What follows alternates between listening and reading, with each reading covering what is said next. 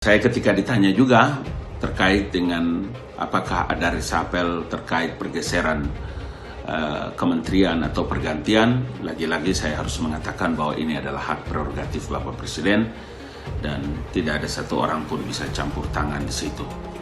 Kita tunggu saja dan kita doakan mudah-mudahan semua keputusan-keputusan yang beliau ambil akan memberikan manfaat yang terbaik. Sistem pencegahan korupsi sudah semakin kita perkuat dari hulu ke hilir. Jadi, bagi siapapun yang masih nekat, pasti akan disikat tanpa pandang bulu. Transformasi teknologi yang menciptakan momentum bukan saja membawa dunia keluar dari pandemi, namun sekaligus melakukan lompatan besar ke depan. Di tahun 2045, satu abad kemerdekaan Indonesia akan menjadi tahun emas untuk Indonesia. Indonesia emas. Pada tahun 2030, jumlah usia produktif di Indonesia tumbuh 2 kali lipat. Tantangannya adalah penyiapan SDM yang mampu menghadapi tantangan masa depan. Di Indonesia, berbagai terobosan telah dilakukan. Pembangunan biodiesel atau green diesel dari kelapa sawit, pemasangan pembangkit listrik tenaga surya atap di sektor rumah tangga. Proyek ini akan menciptakan puluhan ribu lapangan kerja baru. Ada pejabat tinggi Pertamina kemarin tuh dipecat presiden langsung. Pertamina tuh ngaurnya minta ampun itu. Masih impor pipa, padahal sudah bisa dibuat di Indonesia. Maaf istilah saya, melacurkan profesionalismenya hanya sekedar gini aja. Bertameng di belakang sesuai agamanya masing-masing, padahal dia maling. Saya dengan Ibu Menlu ingin segera merealisasi hal-hal yang kita sepakati. Bangsa kita punya 2 keunggulan. Satu, mengenai pasar yang besar. Kedua, mengenai sumber daya alam yang kaya. Bahwa kita tahu selama ini kita hanya jadi market, tapi sampai kapan? Saya selalu sampaikan semua aset yang dimiliki oleh BUMN harus produktif. Kementerian Luar Negeri akan sepenuhnya mendukung program BUMN Go Global. Kalau menurut saya, Ahok ini kan dekat sekali sama Taipan reklamasi. Paling cocok tuh jadi preskomnya atau direkturnya Podomoro, itu paling baik. Misalnya, Enggar itu import ugal-ugalan, korup, Jokowi nggak berani pecat. Sasaran tembak nih enak nih, iya kan? Biarin aja mereka ngomong radikal-radikal, ini bahan baku.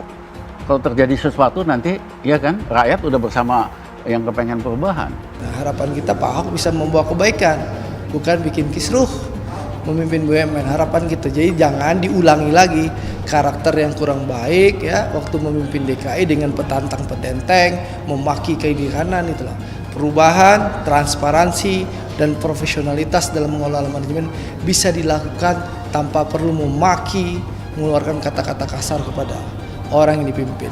Sekali lagi, harapan kita jangan sampai ya, suasana politik sudah kondusif ya, situasi pembangunan juga on the track, semua bahu-membahu bersatu membangun bangsa, jangan sampai ada gara-gara nilai titik rusak susu sebelah.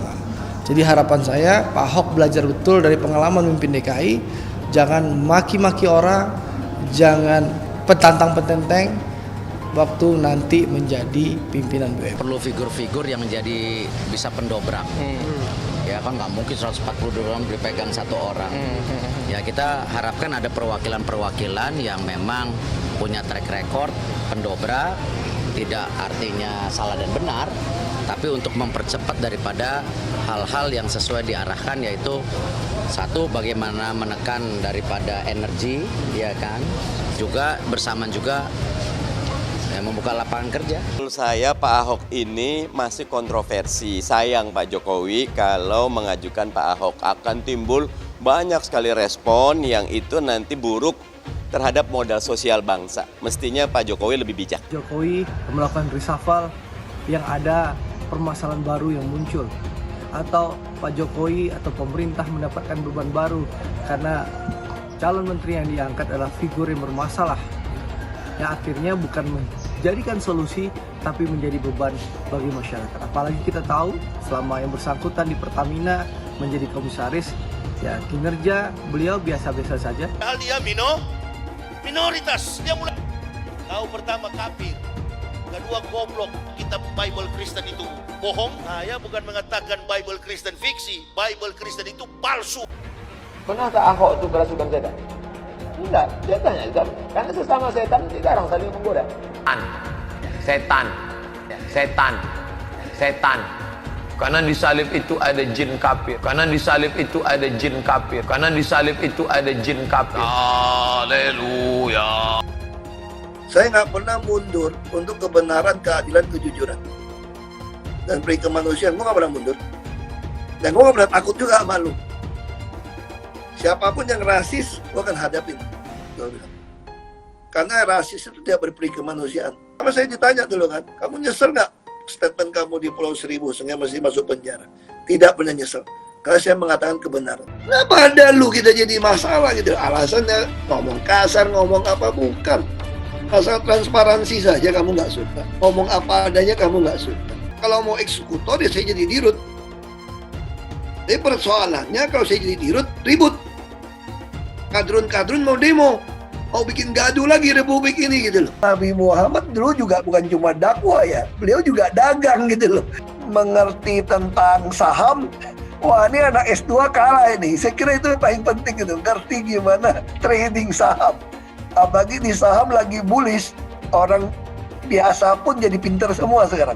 Karena pasti cuan ini. Hai teman-teman, saya mau memperlihatkan transaksi saya hari ini lakukan trading. Ini bukti transaksi saya setiap bulannya saya melakukan penarikan ratusan juta rupiah. Kalau saya bisa, kalian juga bisa guys. Oke, itu yang mau saya tunjukkan. Like video ini sekarang juga dan gunakan link di kolom deskripsi. Bukan cuma itu saja. Untuk melakukan trading, transaksi tidak dikenakan fee, baik itu investasi saham, trading forex, komoditas, bitcoin, option, dan lainnya. Untuk membuka sekuritas tidak ada biaya sama sekali. Langkah pertama adalah tekan link di kolom deskripsi untuk mendaftar, lalu registrasi. Untuk mulai investasi, pilih saham, tentukan jumlah investasi, lalu beli. Setelah nonton video ini, ayo buka sekuritas hari ini, gratis, cepat, dan simple. Pastikan gunakan link di kolom deskripsi untuk mendapatkan $10.000 di akun virtual Anda. Gunakanlah $10.000 di akun virtual untuk latihan. Cek di kolom deskripsi untuk kelas trading dan bantuan registrasi. Promo kelas trading bisa kalian dapatkan jika deposit di bulan ini. Selamat menonton guys, enjoy! Hai semua, dengan saya Jonas Leong. Terima kasih banyak buat kalian, penonton setia yang selalu menonton di channel ini. Saya secara personal sangat menghargai waktu kalian.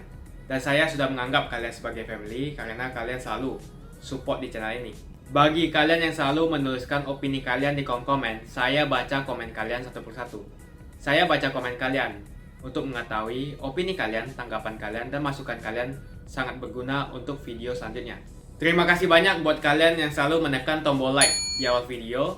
Video seperti ini membutuhkan waktu dan juga research. Dan ini semua gratis untuk kalian. Jadi pastikan kalian menekan tombol like-nya, supaya saya mengetahui kalian menyukai konten yang saya bagikan.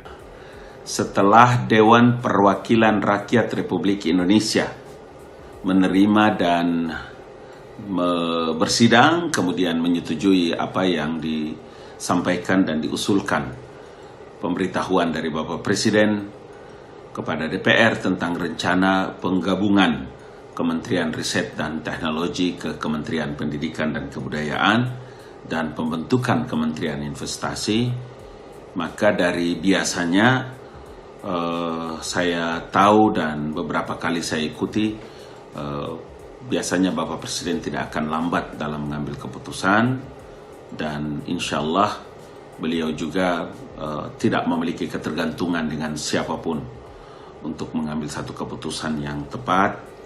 Dan tinggal kita tunggu waktunya dalam pekan-pekan ini. Ya, saya ketika ditanya juga terkait dengan apakah ada reshuffle terkait pergeseran kementerian atau pergantian, lagi-lagi saya harus mengatakan bahwa ini adalah hak prerogatif Bapak Presiden dan tidak ada satu orang pun bisa campur tangan di situ. Kita tunggu saja dan kita doakan mudah-mudahan semua keputusan-keputusan yang beliau ambil akan memberikan manfaat yang terbaik untuk kepentingan pelayanan rakyat di hari ini. Dan arahan Bapak Presiden yang sering disampaikan saat rapat terbatas kabinet, yaitu untuk menciptakan sistem yang menutup celah korupsi. Jangan korupsi apapun atas hak rakyat. Jangan menyalahgunakan kewenangan, jangan mau disuap, serta jangan melakukan pungli. Karena pada dasarnya dan pada akhirnya yang menjadi korban adalah rakyat. Dan ini kalimat ini seringkali diulang-ulang oleh Bapak Presiden. Untuk itu harus menjadi perhatian kita semuanya. Dengan KPK sebagai upaya untuk menciptakan pemberantasan korupsi yang sistemik, kolaboratif, dan berdampak nyata. Stranas juga merupakan kebijakan nasional yang memuat fokus dan sasaran pencegahan korupsi yang menjadi acuan dan panduan bagi kementerian, lembaga, dan pemerintah daerah, serta pihak terkait untuk bergerak mencegah korupsi. Terakhir, sistem pencegahan korupsi sudah semakin kita perkuat dari hulu ke hilir. Jadi, bagi siapapun yang masih nekat, pasti akan disikat tanpa pandang bulu. Kalau kita lihat, misalnya saya beritahu kemarin saya lihat proyek kereta api cepat Jakarta-Bandung. Banyak yang kita bisa hemat di sana sebenarnya. Kalau dari perencanaan, sudah KPK juga ikut terlibat, melihat sendiri. Seperti misalnya pelabuhan National Single Window yang ada di Batam, proyek pertama. Tadi baru kami rapat pagi dengan beberapa menteri dan juga para dirjen memfollow up daripada pelaksanaan National Single Window yang di Batam. Karena apa? Teman-teman sekalian, kita bisa mengurangi cost. Di negara tetangga kita cost di pelabuhan itu berkisar antara 13%. Kita 23,sekian%, lebih 10% inefisiensi kita. Nah sekarang dengan digitalize ini semua, dengan pengawasan kita bersama, peran daripada KPK ini super sakti. Jadi sebenarnya kalau KPK ini bisa memainkan peran dengan pas, pencegahan akan banyak, akan menurunkan korupsi. Tapi kalau hanya sekedar penindakan terus tanpa melakukan pencegahan, itu saya pikir juga tidak akan arif. Nah sekarang saya lihat pimpinan KPK yang sekarang ini sangat banyak mendorong masalah pencegahan, saya sangat apresiasi terhadap itu. Jangan kita biarkan orang sampai berbuat salah kalau masih bisa kita ingatkan, kecuali kalau tidak bisa kita ingatkan ya sudah sekalian. Nah tadi saya percayakan cost, at the end semua di negeri kita ini bicara masalah cost. Bagaimana kita membuat penghematan, bagaimana kita membuat efisiensi, bagaimana tadi kita berkolaborasi dengan bagus. Sebuah kehormatan bagi Indonesia menjadi negara mitra pada Hannover Messe 2021 untuk kedua kalinya setelah 26 tahun yang lalu. Tema Hannover Messe 2021 adalah transformasi teknologi, sangat relevan dengan situasi pandemi saat ini. Dan di masa pandemi, transformasi teknologi khususnya teknologi digital semakin penting. Transformasi teknologi yang menciptakan momentum bukan saja membawa dunia keluar dari pandemi, namun sekaligus melakukan lompatan besar ke depan. Di tahun 2045, 1 abad kemerdekaan Indonesia akan menjadi tahun emas untuk Indonesia. Indonesia emas.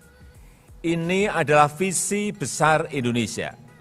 Indonesia emas yang diwujudkan melalui industri 4.0.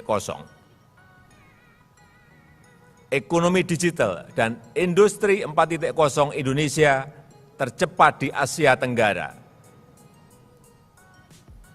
Indonesia memiliki startup sekitar 2.193, kelima terbesar di dunia.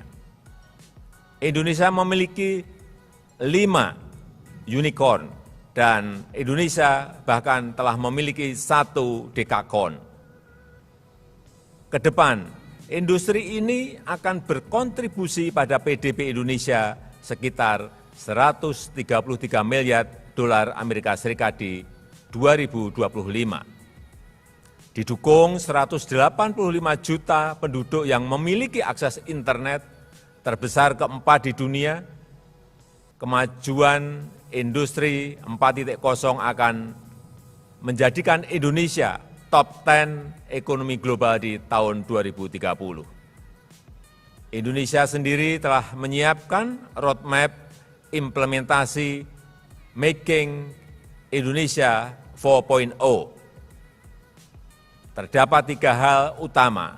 Yang pertama, di era industri 4.0, penguatan SDM adalah kebutuhan.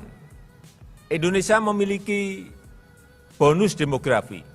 Pada tahun 2030, jumlah usia produktif di Indonesia tumbuh 2 kali lipat. Tantangannya adalah penyiapan SDM yang mampu menghadapi tantangan masa depan. Tantangan Big Data, Artificial Intelligence, Internet of Things. Saya yakin Jerman dapat mendukung penguatan SDM Indonesia melalui pengembangan pendidikan vokasi, penguatan riset, dan penguatan universitas berbasis teknologi. Kedua, menciptakan iklim investasi yang kondusif bagi industri 4.0. Pembenahan iklim investasi membutuhkan reformasi struktural. Pengesahan Undang-Undang Cipta Kerja adalah salah satunya. Undang-Undang Cipta Kerja ini akan mempermudah izin usaha, memberikan kepastian hukum, memberikan insentif. Undang-Undang Cipta Kerja juga memberikan insentif bagi ekonomi digital. Undang-Undang Cipta Kerja akan mendukung pengembangan industri 4.0. Yang ketiga, investasi pada pembangunan hijau. Pandemi ini momentum untuk mendorong pembangunan hijau. Menurut World Economic Forum, potensi ekonomi hijau atau pembangunan hijau sangatlah besar. Peluang bisnis sebesar 10,1 triliun dolar. Peluang 395 juta lapangan pekerjaan baru hingga 2030. Di Indonesia, berbagai terobosan telah dilakukan. Pembangunan biodiesel atau green diesel dari kelapa sawit. Pemasangan pembangkit listrik tenaga surya atap di sektor rumah tangga. Proyek ini akan menciptakan puluhan ribu lapangan kerja baru, namun juga mengurangi emisi gas rumah kaca. Di saat yang sama, Indonesia siap berkontribusi pada energi masa depan. Sebagai negara produsen nikel terbesar dunia, Indonesia juga mengembangkan pengolahan biji nikel menjadi baterai lithium sebagai komponen utama baterai ponsel maupun mobil listrik. Kemitraan Indonesia dan Jerman untuk pembangunan hijau ke depan adalah salah satu prioritas. Saya mengapresiasi Green Infrastructure Initiative Jerman dengan nilai 2,5 miliar euro. Program ini diharapkan dapat mendukung pembangunan infrastruktur hijau di Indonesia. Kita harus melompat jauh, keluar dari krisis, pulih, dan tumbuh lebih kuat. Demikian. Komisaris Utama PT Pertamina Persero Basuki Cahayapurnama atau Ahok memperingatkan kepada siapapun insan Pertamina yang korup untuk berhati-hati. Ia mengungkapkan jika keberadaannya telah membuat transparansi di Pertamina menjadi terbuka, yakni bekerja sama dengan Komisi Pemberantasan Korupsi atau KPK. Ada saya, transparansi kita malah taruh di sistem ini orang dari kamu. Jadi sekarang kita ada MOU dengan KPK. KPK setiap saat bisa minta data apa saja. Kita jika mau kejar PPAP. Dalam hal ini, Ahok juga melibatkan Pusat Pelaporan Analisis dan Transaksi Keuangan atau PPATK. Dengan begitu, ia mengaku jika pihaknya dapat melacak siapa saja yang telah berbuat korup, sehingga tidak ada rahasia di tubuh Pertamina. Siapapun yang korup di Pertamina, hati-hati dan nikmati. Kami akan lacak oleh PPATK. Dikatakan nggak ada rahasia di sini. Semua dibuka. Nah itu kita lakukan. Nah, yang paling penting bagi saya, insan Pertamina harus yakin akan Pertamina, harus memiliki Pertamina. Mantan Gubernur DKI Jakarta ini menjelaskan salah satu alasan dirinya ditempatkan sebagai pimpinan adalah untuk menyelamatkan uang Pertamina. Oleh sebab itu, ia mengingatkan agar jangan ada lagi orang yang berniat ingin merusak perusahaan plat merah tersebut walau dengan segala macam permainan politik. Saya ditaruh sini kan untuk menyelamatkan uang Pertamina. Saya digaji untuk menyelamatkan uang Pertamina. Ya sudah, pasti saya akan berupaya untuk melakukan. Walaupun kalian bisa main politik macam-macam. Ya saya kan orang politik, main politik sama saya mah sudah biasa. Jika mengingat perkataan Ahok yang dendam terhadap para koruptor, maka ultimatum yang dilayangkannya bukanlah sekedar omong kosong saja. Bahkan ia juga mengatakan, jika bukan karena hal itu, dirinya tidak akan masuk ke dalam dunia politik. Saya pengalaman dulu dengan oknum Menteri Kehutanan. Saya pengalaman betul itu. Saya mau bersaksi, mau bukti, saya berani. Saya kalau satu hari saya bisa jadi pejabat hebat, gue mau usut tuh. Brengsek gitu. Itulah dendam saya masuk ke politik. Kalau enggak, saya nggak pernah nasib saya itu masuk ke politik. Jadi Bapak Ibu nggak usah heran dengan sikap saya. Nggak mau terima duit, kita mau muak. Dipilihnya Ahok oleh Menteri BUMN Erick Thohir menjadi komisaris utama di Pertamina karena dianggap mempunyai pengawasan yang baik. Selain itu, Ahok juga diharapkan dapat menjadi pendobrak kinerja di Pertamina agar semua target dapat tercapai. Kita perlu figur yang pendobrak supaya ini semua sesuai dengan target. Toh, beliau itu komisaris utama. Dalam kiprahnya di dunia politik, Ahok dikenal dengan kinerjanya yang bersih dan juga jujur. Di mana sewaktu menjadi Gubernur DKI Jakarta, dirinya telah menerapkan sistem e-budgeting sebagai transparansi anggaran agar masyarakat dapat mengetahui seluruh kegiatan belanja yang ada di APBD DKI Jakarta. Selain itu, ia juga pernah mendapat penghargaan Bung Hatta Award sewaktu menjadi Wakil Gubernur DKI Jakarta. Melihat cara Ahok menggandeng KPK serta PPATK, tubuh Pertamina diharapkan akan menjadi lebih sehat. Dengan begitu, perusahaan akan lebih cepat maju dan mampu melampaui perusahaan-perusahaan global yang kini tengah bersaing. Yang paling penting bagi saya, insan Pertamina harus yakin akan Pertamina, harus memiliki Pertamina. Pak Ahok itu akan sangat bagus mengawasi Pertamina karena Pertamina sumber keracunan paling banyak di sana. Yakin kok, akar semua masalah di Republik ini kan sebenarnya adalah korupsi. Tujuan saya adalah membantu Ibu Nike dan teman-temannya berhasil jadi Dirut Pertamina dalam sejarah kita gitu. Kalau itu korupsi bisa diatasi dengan transparansi dan penyelenggaraan negara yang baik, ini semua bisa baik. Kita kirim audit terus, salah di mana? Dan saya senang, kita dapat ketemu audit ini. Saya ditaruh sini kan untuk menyelamatkan uang Pertamina. Saya digaji untuk menyelamatkan uang Pertamina. Ya sudah, pasti saya akan berupaya untuk lakukan. Nah, saya harapkan memang kita sebagai penyelenggara negara bisa menjadi contoh untuk semua. Komisaris Utama PT Pertamina Basuki Cahayapurnama atau yang biasa disapa Ahok mengungkapkan salah satu tugasnya di perusahaan yang kini dipimpinnya. Dalam hal ini, ia menjelaskan jika dirinya dibayar adalah untuk menyelamatkan uang di perusahaan plat merah tersebut. Saya ditaruh sini kan untuk menyelamatkan uang Pertamina. Saya digaji untuk menyelamatkan uang Pertamina. Ya sudah, pasti saya akan berupaya untuk lakukan. Adapun salah satu upaya untuk menyelamatkan uang Pertamina adalah dengan merampingkan di sektor hulu. Dengan perampingan tersebut, ia meyakini jika perseroan bisa menghemat anggaran hingga 20%. Kita rampingkan dulu hulu, kita mau penghematan, ini 20%, kita periksa. Kita kirim audit terus, salah di mana.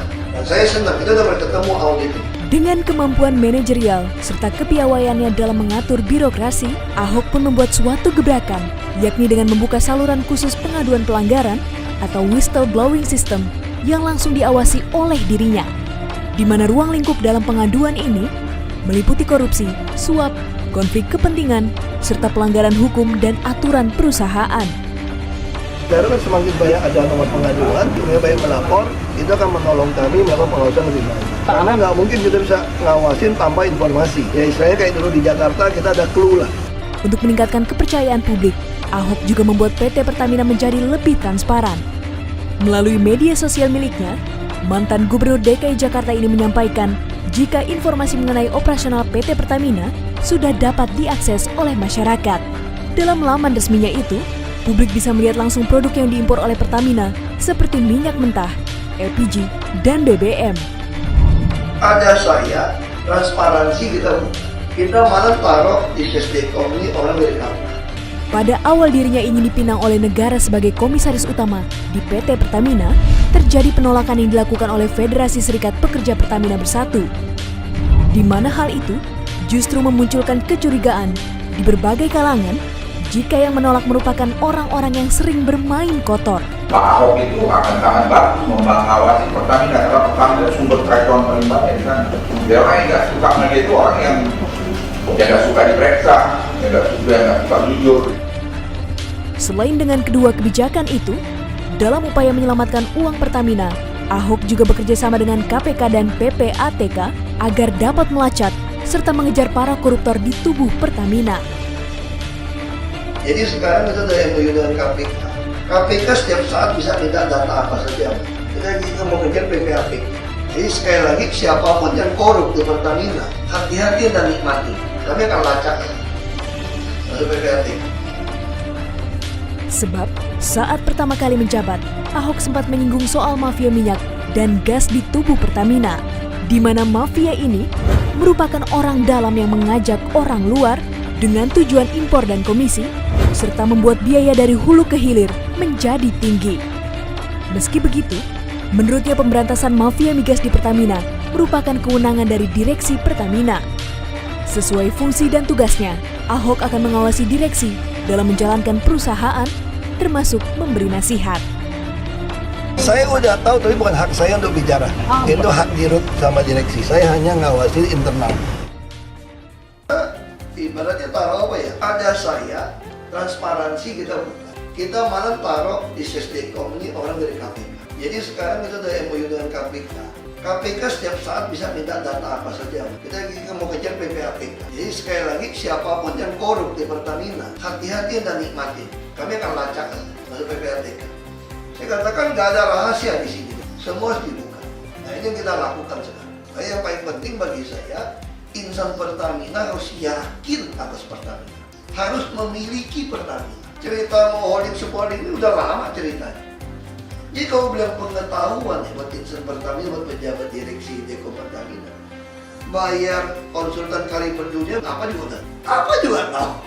Saya sampai bilang begini, mohon maaf saya bilang, kalau kita laki-laki, naksir cewek cantik banget, pintar banget, kaya banget, sampai yang jelek banget, bodoh banget, miskin banget, semua nolak kita, jadi istri kita, itu yang masalah kita. Kalau kita dapat jenis kelamin yang nggak jelas tadi, pasti kita masalah udah. Kita rampingkan dulu hulu, kita mau penghematan minimal 20%, kita periksa, kita kirim audit terus, salah di mana. Dan saya senang kita udah ketemu audit. Bukanlah kan kita nyelamatin, saya ditaruh sini kan untuk menyelamatkan uang Pertamina. Saya digaji untuk menyelamatkan uang Pertamina. Nah sudah, pasti saya akan berupaya untuk lakukan. Walaupun kalian bisa main politik macam-macam, saya kan orang politik, main politik sama saya mah sudah biasa. Nah, yang paling penting bagi saya, insan Pertamina harus yakin atas Pertamina. Hai teman-teman, kalian sudah membuka akun untuk melakukan investasi atau trading? Jika belum, membuka rekening sekuritas itu gratis loh. Bahkan cuma butuh 5 menit saja. Cepat dan simple. Dan semua bisa dilakukan secara online. Sampai saat ini ketika kita mau melakukan investasi saham atau trading forex, kita masih menggunakan cara yang kuno. Seperti kita menelpon banker atau broker yang melakukan atau mengeksekusi transaksi kita. Tapi apakah kalian tahu, untuk membeli saham atau forex, kita cuma login, lalu memilih apa yang kita mau, lalu masukin angka berapa banyak yang ingin kita beli, lalu tinggal klik. Sesimpel itu. Sampai saat ini kita bingung mau investasi saham luar negeri, trading forex, komoditas, dan cryptocurrency di mana tepatnya. Di sekuritas ini kita bisa melakukan semua transaksi. Sekuritas ini merupakan one-stop shopping. Sampai saat ini kita membayar fee di setiap transaksi kepada banker atau broker. Setiap kita melakukan transaksi jual beli, biasanya kita dipotong fee oleh platform kita. Kalau dalam 1 bulan kalian melakukan transaksi 1 kali, mungkin tidak terasa. Coba kalian melakukan trading sebanyak 100 kali. Sudah berapa fee-nya? Misalnya kalian membeli saham Google dengan fee per transaksi $10. Jika kalian membeli saham Google 10 kali, maka fee transaksi sudah $100. Belum lagi kita akan dikenakan fee ketika kita menjual saham itu. Itulah sebabnya saya memilih sekuritas ini, karena tidak ada fee sama sekali. Saya ulangi, tidak ada fee sama sekali ketika kalian melakukan transaksi.